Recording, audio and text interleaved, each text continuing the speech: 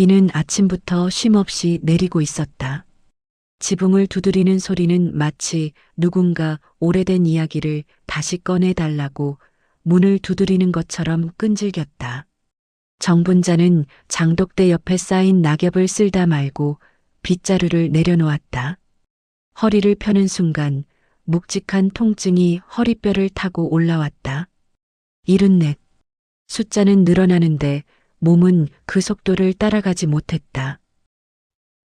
아이고, 짧은 신음 뒤에 분자는 아무 일 없다는 듯 허리를 다시 굽혔다. 아직은 혼자 산다. 아직은 괜찮다. 누구 도움 없이도 밥해 먹고 장에 가고 이 작은 집을 지키며 살아갈 수 있다고 스스로를 다독이는 중이었다. 남편이 떠난 지 15년. 그동안 분자는 울음보다 침묵에 더 익숙해졌다. 그때였다. 집 안쪽에서 전화벨이 울렸다. 분자는 빗자루를 벽에 기대고 천천히 실내로 들어왔다. 전화벨 소리는 유난히 크게 울렸다. 괜히 가슴이 먼저 철렁 내려앉았다. 좋은 소식일 리 없다는 예감은 늘 맞았다. 여보세요. 엄마, 나야? 나, 태수. 서울에서 택시 운전을 하는 아들, 태수. 그 목소리는 늘 바빴고 늘 급했다. 분자는 아들의 숨소리만 들어도 마음이 먼저 조여왔다. 괜히 전화기를 더 꼭 쥐었다. 어쩐 일이냐? 비 많이 온다. 잠깐의 침묵 뒤에 아들의 목소리가 낮아졌다. 회사에서 정리됐어. 구조조정이래. 갑자기. 분자의 손이 떨렸다. 젖은 손바닥을 앞치마에 문지르며 숨을 고르려 애썼다. 그래도 목소리는 담담하게 나오길 바랐다. 그래, 사람 사는 게 다 그런 거지. 그 말밖에 할 수 없었다. 위로를 해주고 싶었지만 어떤 말도 가볍게 느껴질까봐 삼켰다. 태수는 짧게 한숨을 쉬더니 곧 전화를 끊었다. 늘 그랬듯 아들의 전화는 오래 머물지 않았다. 전화기가 조용해졌지만 집안은 더 쓸쓸해졌다. 분자는 가만히 서서 창밖을 바라봤다. 빗물이 처마 끝에서 떨어지며 작은 웅덩이를 만들고 있었다. 그 소리를 듣고 있자니 오래된 기억이 스며 나왔다. 태수가 5살이던 겨울, 밤새 고열로 울던 얼굴, 작은 몸을 안고 병원으로 뛰어가던 그 밤도 이렇게 비가 내렸었다. 그때도 분자의 가슴은 이렇게 내려앉았었다. 엄마라는 이름은 늘 불안과 함께였다. 그날 밤 분자는 좀처럼 잠들지 못했다. 이불을 덮고 누워도 눈은 천장을 향해 뜨여 있었다. 혹시라도 또 전화가 울릴까 아니면 울리지 않을까 그 두려움 사이에서 새벽을 맞았다. 비는 새벽까지 그치지 않았다. 그리고 분자는 알지 못했다. 이 전화 한 통이 자신의 삶을 다시 접어야 하는 시작이 될 줄은. 서울행 버스 창가에 앉은 분자는 손잡이를 꼭 쥐고 있었다. 차창 밖으로 회색 건물들이 빠르게 스쳐 지나갔다. 시골에서 보던 산과 논 대신 콘크리트와 간판이 끝없이 이어졌다. 아들이 사는 도시였다. 아파트 현관문이 열리자 분자는 순간 숨이 막혔다. 집은 깔끔했지만 차가웠다. 김치 냄새도 된장국 끓는 소리도 없었다. 텔레비전에서는 뉴스가 흘러나오고 있었고 며느리 수지는 휴대폰을 보며 말했다. 어머니, 미리 연락 주셨으면 좋았을 텐데요. 애 학원 스케줄도 있고요. 그 말에 분자는 미안하다는 말부터 꺼냈다. 괜히 온 것 같았다. 식탁에 앉았지만 밥은 모래처럼 입안에서 굴러갔다. 손자 지우는 고개 한번 들지 않은 채 화면만 내려다보고 있었다. 지우야, 할머니 왔다. 분자의 말에 아이는 짧게 네 하고 다시 고개를 숙였다. 밥을 몇 숟갈 뜨다 말고 태수가 입을 열었다. 엄마, 요즘 집이 좀 힘들어. 분자는 숟가락을 내려놓았다. 그 다음 말을 이미 알고 있는 사람처럼 가슴이 먼저 조여왔다. 시골에 있는 창고 있잖아. 요즘 땅값 괜찮다던데. 순간 분자의 머릿속이 하얘졌다. 그 창고는 남편이 마지막으로 남겨준 것이었다. 당신 노후는 이걸로 지켜. 그 말이 아직도 귀에 남아 있었다. 그건 아직 생각 안 해봤다. 분자의 목소리는 점점 작아졌다. 수지는 깊은 한숨을 쉬었다. 어머니도 현실을 보셔야죠. 그날 밤 분자는 거실 불을 끄고 혼자 앉아 있었다. 아무도 보지 않는 어둠 속에서만 눈물이 흘렀다. 이 도시에서 분자는 손님 같았다. 전화는 늘 저녁 무렵에 왔다. 밥솥에서 김이 올라오고 분자가 국을 적고 있을 때였다. 손을 씻지도 못한 채 전화를 받았다. 엄마, 지우 좀 며칠 봐줄 수 있어? 부탁이라기보다는 이미 결정된 일을 알리는 말투였다. 분자는 잠시 말이 없었다. 며칠이라는 말이 얼마나 쉽게 늘어나는지 분자는 이미 여러 번 경험으로 알고 있었다. 며칠이면 괜찮다. 그 한마디가 시작이었다. 처음 며칠 동안은 분자도 마음이 쓰였다. 손자가 밥은 잘 먹는지, 학교는 잘 다니는지, 혹시 상처라도 받지는 않는지. 아침마다 아이 손을 잡고 학교 앞까지 데려다 주며 말했다. 지우야, 넘어지면 바로 일어나. 괜히 울지 말고. 지우는 대답 대신 고개만 끄덕였다. 며칠은 일주일이 되었고, 일주일은 한 달이 되었다. 어느 순간부터 아무도 언제까지 부탁드려도 될까요? 라는 말을 하지 않았다. 분자는 자연스럽게 아이의 시간표를 외웠고, 학원 가방을 챙겼고, 숙제를 확인했다. 허리는 점점 더 자주 아팠다. 밤이면 다리가 쥐가 났다. 그래도 분자는 내색하지 않았다. 아프다고 말하면 번거로운 사람이 될 것 같았기 때문이다. 할머니, 반찬 또 이거야? 지우의 말에 분자는 순간 손이 멈췄다. 아침에 일찍 일어나 끓인 미역국이었다. 손자가 좋아하던 국이었다. 분자는 웃으며 말했다. 그래, 이거 좋아하잖아. 웃음 뒤에 남은 건 씁쓸함이었다. 아이는 이미 휴대폰 화면으로 시선을 돌리고 있었다.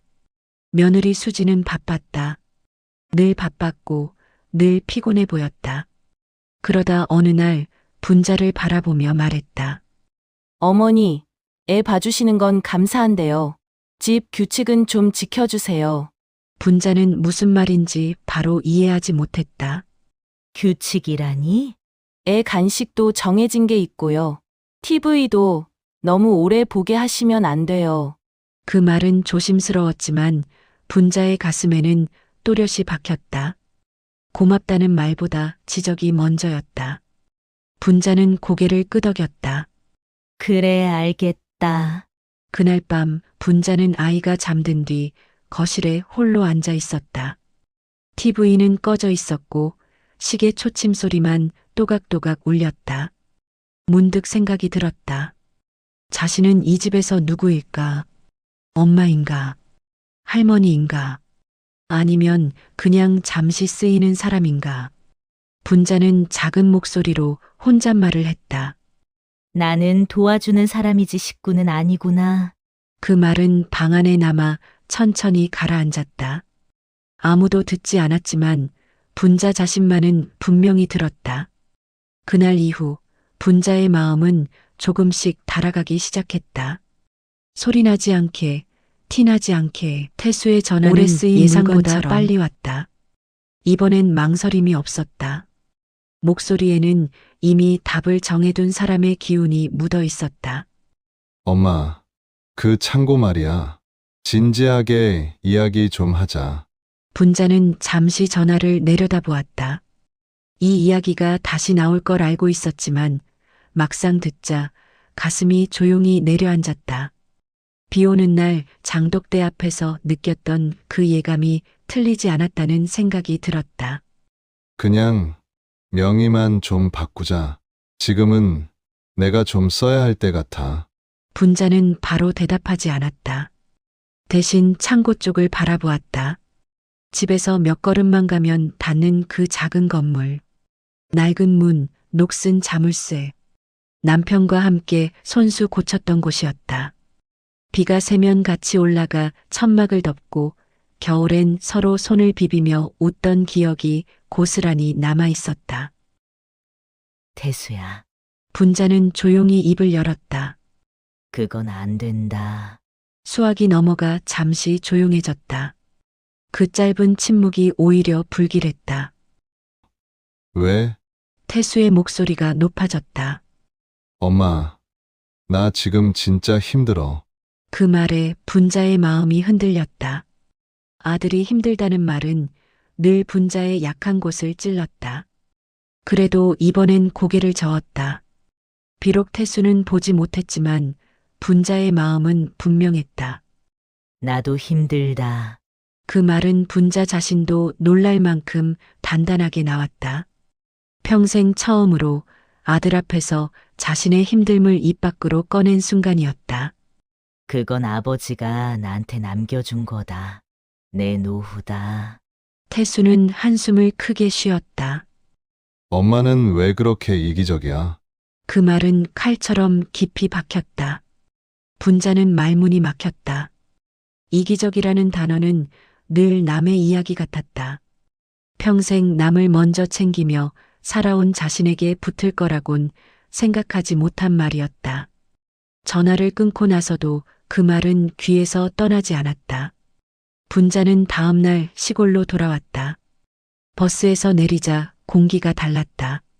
조용했고 누구도 서두르지 않았다. 분자는 창고 앞에 섰다. 문을 열자 오래된 냄새와 함께 남편의 흔적이 밀려왔다. 벽에 걸린 작업복, 낡은 장갑, 못 하나까지도 그대로였다. 분자는 작업복을 끌어안았다. 천이 바스락거리는 소리가 유난히 크게 들렸다. 여보, 목이 메었다. 내가 잘못한 거야? 대답은 없었다. 대신 창고 안으로 바람이 스며들었다. 분자는 그 바람 속에서 깨달았다. 이 선택이 누군가를 서운하게 만들 수는 있어도 자신을 부정하는 선택은 아니라는 것을. 이기적인 게 아니라 분자는 조용히 말했다. 살아남으려는 거야. 그날 분자는 처음으로 흔들리지 않았다. 죄책감 대신 오래된 결심이 마음 한가운데 자리 잡았다. 이 창고는 단순한 건물이 아니라 자신이 끝까지 지켜야 할 삶이라는 것을 아침에 눈을 뜨면 가장 먼저 전화기부터 바라봤다. 전화가 와 있지 않을까? 혹은 오늘도 오지 않았을까? 두 가지 모두 마음을 조이게 했다. 자식에게 먼저 전화하지 않는다는 건 분자에게 큰 용기가 필요했다. 평생 먼저 걱정하고, 먼저 연락하고, 먼저 미안해하던 사람이었기 때문이다. 그날도 전화기는 조용했다. 분자는 한참을 바라보다가 천천히 자리에서 일어났다. 문간으로 가 낡은 나무 문에 손을 얹었다. 오래 써 반질해진 문살이 손바닥에 닿았다. 안쪽에서 빗장을 걸었다. 나무가 맞물리며 작은 소리가 났다. 딱! 생각보다 또렷한 소리였다. 분자는 문 앞에 한참을 서 있었다. 문을 잠근 것이 아니라 무언가를 내려놓은 기분이었다. 엄마로서의 자신, 늘 참고 기다리던 자신, 뒤로 물러서며 버텨온 시간들까지. 그날부터 분자의 하루는 조금 달라졌다. 아침에 서둘러 일어나지 않아도 됐다. 누군가의 일정에 맞출 필요도 없었다. 배가 고플 때 밥을 먹고 아프면 그냥 누웠다. 누구 눈치도 보지 않았다. 텃밭에 나가 씨를 뿌리던 날 분자는 갑자기 울음이 터졌다. 흙을 만지다 말고 허리를 굽힌 채 한참을 울었다. 아무도 보지 않는 곳이었다. 평생 삼켜온 말들이 그제야 흙 위로 떨어졌다. 나도 누군가한테는 소중한 사람이었지. 분자는 평생 누군가의 엄마로 살았다. 아들의 엄마였고 며느리 앞에서는 늘 물러나는 시어머니였고 손자 앞에서는 항상 웃는 할머니였다. 하지만 정작 자신을 돌보는 일은 늘 뒤로 미뤄두었다. 며칠 뒤 동네방 노인이 말했다. 정분자 씨, 요즘 얼굴이 좀 달라졌네. 분자는 잠시 웃었다. 그래요? 편안해 보여. 그 말에 분자의 눈시울이 괜히 뜨거워졌다. 누군가에게 편안해 보인다는 말을 처음 들었다. 그날 밤 분자는 이불을 덮고 누워 천장을 바라보다가 조용히 말했다. 여보, 나 이제 조금 쉬어도 되지? 대답은 없었지만 마음은 이상하게 따뜻해졌다. 그날 분자는 오랜만에 깊이 잠들었다. 꿈속에서 누군가의 엄마가 아닌 젊은 날의 자신이 웃고 있었다. 문은 잠갔지만 분자의 삶은 그날 처음으로 조용히 열리고 있었다. 이 이야기를 듣는 누군가가 있다면 오늘은 아무 말 없어도 괜찮으니 엄마에게 한 번만 전화해 주길 바랐다. 엄마는 늘 괜찮다고 말하지만 사실은 한 번쯤 불러주길, 엄마라는 그 이름을 기다리고 있을지도 모르니까.